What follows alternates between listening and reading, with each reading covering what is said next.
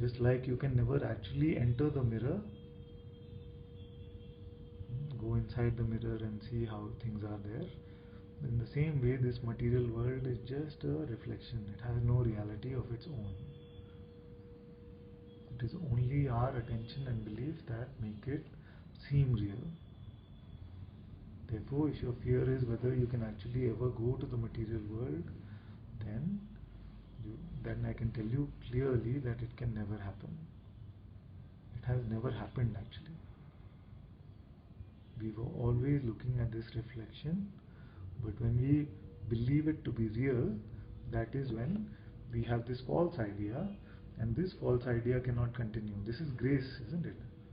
If you were to continue to believe in this false idea, then this delusion will last forever. And that is why suffering is grace. Don't be scared of suffering.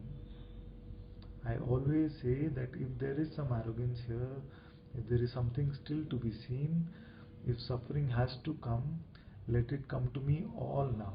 This is my prayer. Let it come to me all now. I want to face it now and get over all my delusions. I know I'm completely always in the lap of the Guru and nothing real can be affected, so there is no fear of any suffering. I know that is also grace, and it will always point me to something which has not been seen.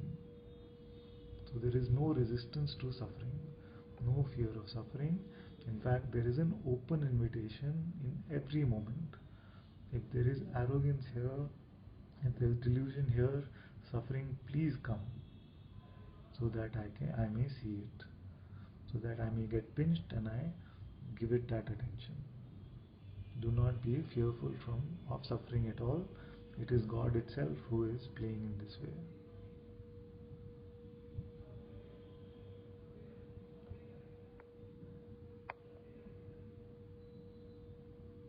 Drop all fear about any suffering.